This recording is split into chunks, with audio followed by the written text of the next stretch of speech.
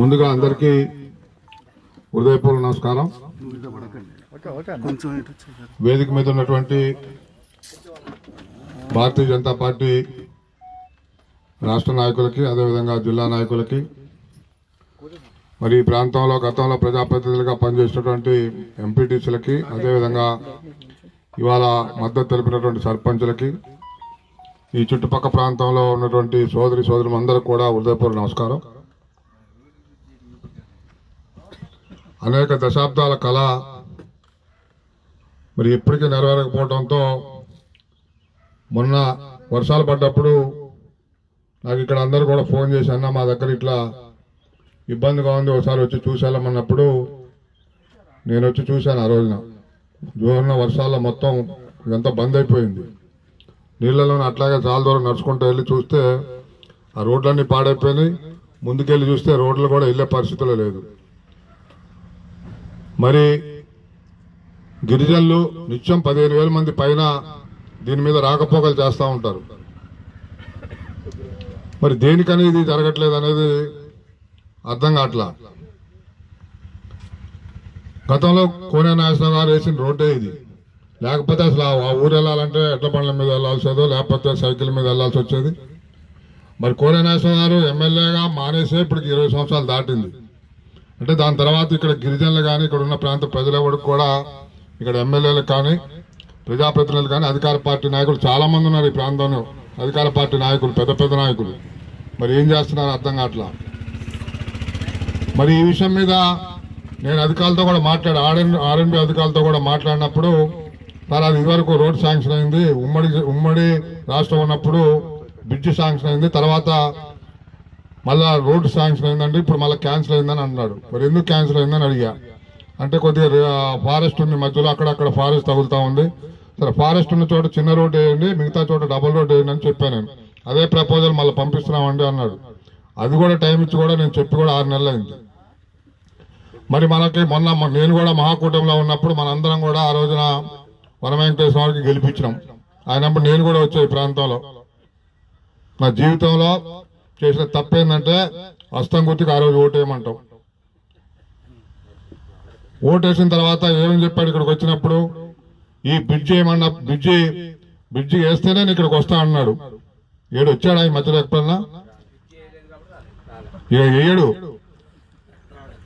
ఎందుకంటే ఆయన పాపం చెప్తా ఉన్నాడు, పెద్ద మనిషి వయోభారం వచ్చింది, ఇక నేను నిలబడినప్పుడు ఇక మీకు బ్రిడ్జి కట్టిస్తానికి వచ్చి ఉపయోగం ఏముంది?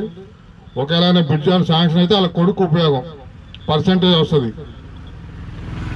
అంతే తప్ప మీ మీద ప్రేమ ఏమి ఉండదు. ఆయన బ్రిడ్జి కట్టాలని మళ్ళీ నిలబడేవాడుకుంటే మీ మీద ప్రేమ ఉంటుంది. నిలబడినోడిని మనం గెలిపించుకున్నప్పుడు ఏమీ లేదు.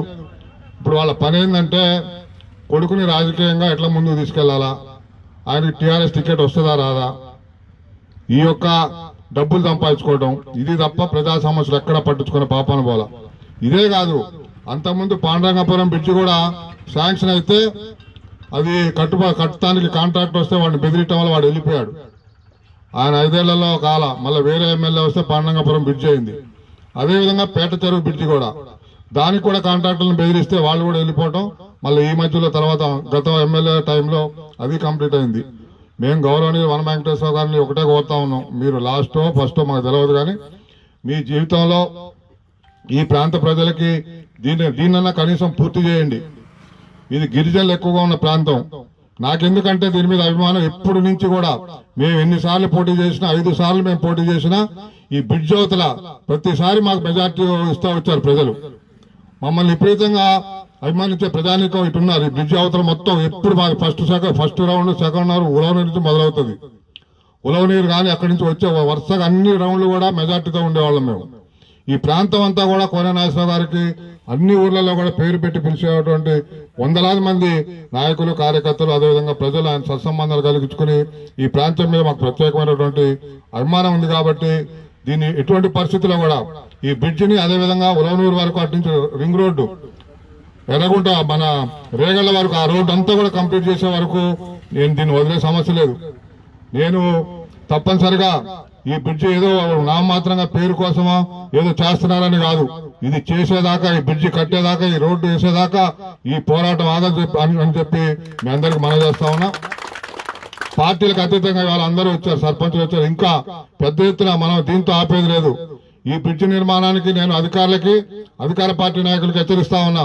3 నెలల్లో ఈ యొక్క బ్రిడ్జి పనులు గాని, రోడ్డు పనులు గాని మొదలు పెట్టకపోతే ఇదే ప్లేస్ లో ఆమరణ నిరాహార దీక్ష చేస్తారని చెప్పి ఇక ఈ ప్రాంత ప్రజలందరూ కూడా మాటిస్తా ఉన్నాం. నేను మాట తప్పేవాడిని కాదు. కొత్తగూడెంలో కూడా ఇళ్ల పట్టాలు ఇవ్వలేదని చెప్పి ఆమరణ నిరాహార దీక్ష చేశా. 4 రోజులు దీక్ష ఏమి తిండి తినక పచ్చి మంచులు కూడా దాక్కుండా ఉంటే చివరిలో చనిపోయే పరిస్థితుల్లో చివరికి ఈయన ఇంకా ఎక్కువ రోజులు ఉంటే ప్రాణం పోతున్న ఉద్దేశంతో నన్ను హాస్పిటల్ తీసుకెళ్లారు. దాని ఫలితం వాళ్ళ కొత్తగూడెంలో పట్టాలు వచ్చింది. అదేవిధంగా మీ చిరకాల వాంఛ ఇది ఏంటంటే ఏదో మీకు దానికోసం కాదు, కనీసం ప్రాణాలు పోతా ఉన్నాయి. అక్కడి నుంచి ఎవరైనా చెప్తా ఉంది, ప్రెగ్నెంట్ కడుపుతో ఉన్న హాస్పిటల్కి వెళ్లేలోపు దారిలోనే ఆమె ఇదవుతా ఉంది. ఎవరైనా ప్రాణాపాయ స్థితిలో ఉంటే అంబులెన్స్ రాదు, ఆటో రాదు, బస్సు రాదు. ఏదండి కర్మ గిరిజనులకి? ఎలక్షన్లు వస్తే నాకు గిరిజనులు కావాలా, గిరిజన పుత్రులు మీకు అన్ని ఇస్తాం, పోడు భూములు ఇస్తాం, పోడు భూములు పట్టాలు ఇస్తాం, అన్ని ఇస్తా ఉంటారు. ఎన్నికలు అయిపోయిన తర్వాత ఎవడు కనపడ్డు. కాబట్టి అందరికి మనం చేసేది ఈ ప్రాంత ప్రజలందరూ కూడా ఒక మాట మీద మనం అందరం కూడా కలిసికట్టుగా ఈ బ్రిడ్జి నిర్మాణం కోసం పోరాటం చేద్దాం. ఎందుకు రాదు ప్రాంతం, ఎందుకు రాదని చెప్పి మనం నిలదీసి నేను రేపు 2-3 రోజుల కలెక్టర్ గారిని కలవబోతా ఉన్నాను. మీ అందరూ కూడా, ముఖ్యులందరూ కూడా వస్తే కలెక్టర్ గారికి వినతి పత్రం ఇద్దాం. 3 నెలల్లో కనుక మాకు పనులు మొదలు పెడితే మొదలు పెట్టండి, లేకపోతే ఈ రోడ్డు మీద మొత్తం కూడా రాస్తారోకో చేసి ఈ బ్రిడ్జి నిర్మాణం అయ్యే వరకు కూడా మనం ఎవరిని కదలేము, ఏ రాజకీయ పార్టీ అని కూడా ఇక్కడికి రానివ్వని చెప్పి మనం బెదిరిస్తే తప్ప దీని మీద దృష్టి పెట్టరు. కాబట్టి ఇక్కడ ఉన్న ప్రజానికాన్ని అందరినీ కూడా కోరేది, పార్టీలకు అతీతంగా ఇవాళ బీజేపీ పార్టీలో ఉండొచ్చు, రేపు ఎమ్మెల్యేగా పోటీ చేయొచ్చు, కానీ ఈ సమస్య పార్టీలకు అతీతంగా మనం అందరం కూడా పోరాటం చేద్దామని చెప్పి దీనికి మీ అందరూ కూడా సహాయ సహకారాలు పూర్తిగా అందిస్తారని తెలియజేస్తూ ఇక్కడికి వచ్చి దీనికి సంఘీభావం తెలిపిన ప్రతి ఒక్కరికి కూడా నా హృదయపూర్వక ధన్యవాదాలు తెలియజేస్తా ఉన్నాను.